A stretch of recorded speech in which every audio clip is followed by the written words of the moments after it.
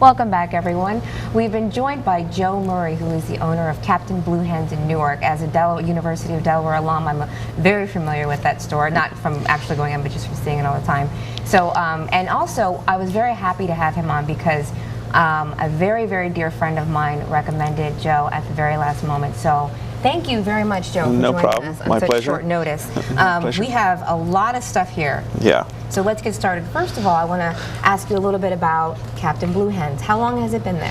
The store has been around for 30 years, almost. I've been working there for about 18, a couple years after college. I shopped there all through college.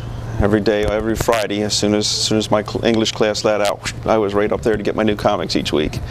And I've been working there for 18 years, and my wife and I have owned the shop for almost the last 10 years.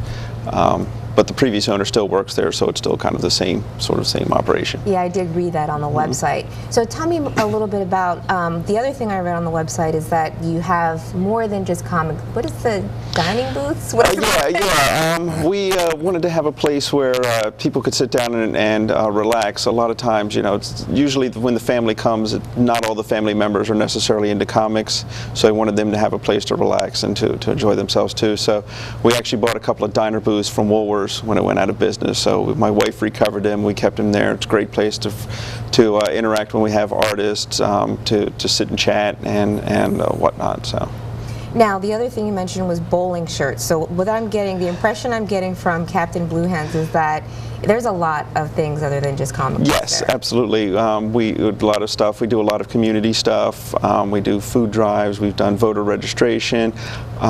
We have artist visits. We do lots of talks to schools. I've got talks in Pottstown and Middletown, appearance at a Chick-fil-A we've got coming up too. We've got a lot of stuff going on. Now, when you speak to students, what message are you getting across to them? Practice, practice, practice. If they want to become artists, is the main thing we do. But we do a little bit about the history of comics. We talk about the different jobs that you can get in comics. When we can, we bring a comic book artist, and it's just like the students watch the artist like it's magic as he's creating up there on the drawing board. So I don't know, just a good message too. It's fun, it's entertainment. There's a lot you can learn from storytelling, a lot of useful skills you can learn, and also to parents that comic books are a great way to get reluctant kids to read. Right. Yes. Because is that what you were thinking? Yeah. Yes. What I refer to is the Flintstones vitamin effect. Yes. You're not going to get your kid to take vitamins unless they think it's sort of candy, and it's sort of the same way with comic books. Yes. Although there's some other statistics that show that kids who read comic books come in contact with like 5 times as many different vocabulary words as they do in a child to adult conversation or in children's books. And reading comics is kind of empowering. It's the only form of entertainment that uses both sides of your brains, the sort of cognitive and the sort of artistic side at the same time.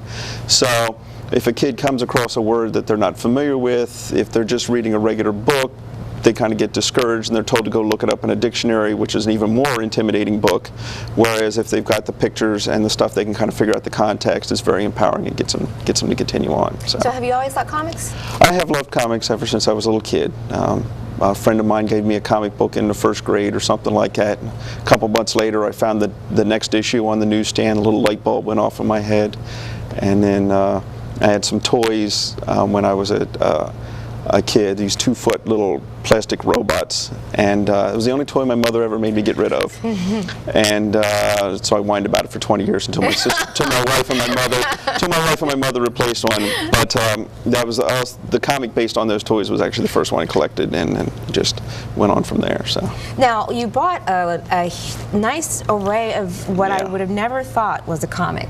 I mean, honestly, the only experience I have with comics is through my friends who either like comics or are artists themselves. Right. And then the only comic I ever read as a little girl was Archie.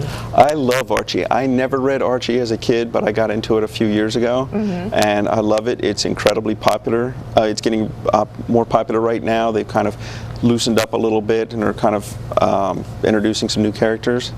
That particular book there is called Bone. It's sort of a little bit kind of like Lord of the Rings. It's a quest, and these little guys, this little guy here kind of ends up in a valley, and there's all kinds of intrigue or whatever like that. But it's published by Scholastic right now, and it is one of our best-selling ones. It's you'll find it at every school anymore now. Well, one thing I do want you to get a shot of again, Dave, if you can, this is not our mom's comic book. This is a book. Yes. This is not those like, are called, you know what I mean? Yeah, what they call those are, the term for those are graphic novels and trade paperbacks. Oh, okay. This series was originally published as about 70 some odd issues of a black and white comic, and then they collect these things together. I had some sort of Halloween-y theme ones here, but we'll skip those right now. But some of the ones I brought here are some artists that we're actually going to be coming to the store here soon. This one here, Tiny Titans, is one of our best-selling ones. This is great for kids. My 4-year-old loves this book. I read this to her all the time. I'm looking at it like I don't need to show it to the That's a great book. They just actually crossed over with Archie, and so that's all the little superhero characters like Robin and Kid Flash and all those in elementary school. Right. And it's really great for getting little kids to read, and adults it's got a whole other level of sensibility for adults too that makes it really fun. And one of the creators on that book, Franco Aureliani, is going to be at our shop on December 4th, as will be Chris Giarusso, who does this book, Mini Marvels. Goodness, these are our superheroes when they were kids? Well, there's little versions of them, so it's like Spider-Man when he has a paper route. He works for J. Jonah Jameson, except he has a paper route, and they're really, really fun. These guys will be sketching, and for customers, so if kids come in, they can sort of see how it gets done and talk to them and show them their own work and stuff. And that's on December 4th, which is when we do our holiday kickoff. We'll also be doing a showing of the movie A Christmas Story at the Newark Cinema Center, and that's free if you bring a canned food item. Well, we've been doing that for, my daughter's 5, so it'll be 5 years now. You're like me. I base all of my life events on the birth of my nephew. Absolutely. Well, I have another one on the way, so it'll be little Bucky Blue Hen will be on his coming. Okay. So that one's another good one for kids who are. If you've ever read the comic strip Calvin and Hobbes, this is just like Calvin and Hobbes, except what if Calvin had a robot babysitter, had access to cloning machines and shrink rays and transporters and rocket ships and everything like that, because he's the son of Mr. Fantastic from the Fantastic Four. It's a really funny book. So, the funny thing is when I first saw the cover, I'm like, well, that looks just like, Calvin and Hobbes, Yeah. But, there's a lot of great comics out there for kids. We have a whole kids section. I know that there's sometimes a little comics sort of face this kind of catch-22 that people believe, oh, comics are for kids, when really the majority of the readers now are adults. Right. And then there's the opposite, the flip side of that is people don't believe comics are for kids, that they're inappropriate material.